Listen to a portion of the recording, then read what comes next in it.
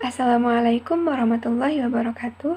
Saya Nur Hamidah dengan NIM 2009899, kelas 2A dari Program Studi Pendidikan Guru Sekolah Dasar. Pada kesempatan kali ini, izinkan saya untuk mempresentasikan jurnal ilmiah yang telah saya buat dengan judul Efektivitas Pembelajaran Blended Learning sebagai Upaya untuk Meningkatkan Pemahaman Siswa.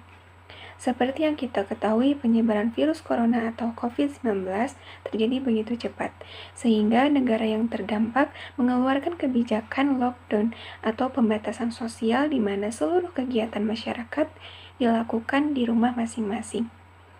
Pemerintah Indonesia juga mengeluarkan keputusan bahwa pendidikan dari tingkat sekolah dasar hingga perguruan tinggi akan dilaksanakan secara online. Sejak diberlakukannya pembelajaran jarak jauh dari Maret 2020 hingga saat ini, tidak terlepas dari adanya tantangan dan dampak khususnya bagi peserta didik. Banyak hal yang dikeluhkan peserta didik maupun orang tua dalam proses pembelajaran jarak jauh ini. Di antaranya yaitu yang pertama, kurangnya alat pendukung pembelajaran jarak jauh seperti handphone, kuota internet, jaringan yang kurang stabil, dan alat penunjang yang lainnya. Yang kedua yang seringkali dikeluhkan oleh peserta didik, yaitu adanya tugas yang banyak dengan waktu pengumpulan yang pendek. Sehingga anak cenderung stres dengan tugas tersebut dan kurang waktu untuk melakukan aktivitas lain yang mereka sukai. Hal tersebut tentunya sangat mempengaruhi motivasi belajar peserta didik, sehingga seringkali pemahaman mereka terhadap materi yang disampaikan oleh pendidik jadi sedikit berkurang atau bahkan mereka tidak mengerti sama sekali mengenai materi yang telah disampaikan. Pada tahun 2021, pemerintah sudah mengeluarkan kebijakan adanya vaksinasi yang telah diikuti oleh para tenaga kesehatan, kepolisian, dan para pendidik seperti dosen, guru, dan perangkat pendidikan yang lainnya, yang menandakan bahwa pembelajaran secara tatap muka akan segera dilaksanakan. Di era new normal seperti sekarang ini, pemerintah telah memberikan kewenangan kepada pemerintah daerah untuk menentukan apakah pendidikan akan tetap dilaksanakan secara online maupun dipadukan dengan pendidikan tatap muka atau yang disebut dengan blended learning. Namun demikian, pemerintah daerah yang akan menyelenggarakan pendidikan blended learning harus memperhatikan dan merencanakan apa saja yang diperlukan dalam proses pembelajaran blended learning ini. Berdasarkan studi literatur yang telah saya analisis, efektivitas merupakan suatu usaha atau cara untuk mencapai tujuan yang diinginkan. Kemudian blended learning berasal dari dua suku kata. Yang pertama, blended yang artinya perpaduan dan learning artinya pembelajaran.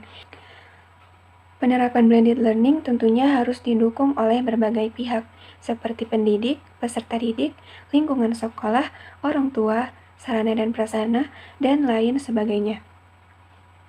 Untuk mengefektifkan pembelajaran blended learning, ada beberapa model yang bisa digunakan pendidik. Salah satunya adalah model analisis, design, development, implementation, and evaluation yang terdiri dari 7 fase. Fase yang pertama adalah analisis. Dalam hal ini, pendidik harus mengetahui karakteristik belajar siswa, kebutuhan siswa, kelemahan siswa, yang bertujuan untuk mengetahui apa saja yang harus dipersiapkan untuk melaksanakan pembelajaran blended learning. Fase yang kedua yaitu fase desain atau perancangan.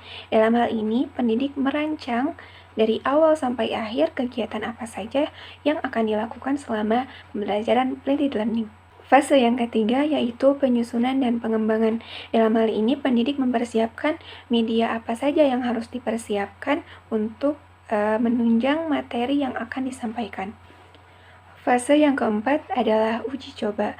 Hal ini pernah diterapkan oleh pemerintah di beberapa sekolah untuk menguji bagaimana respon siswa mengenai pembelajaran blended learning.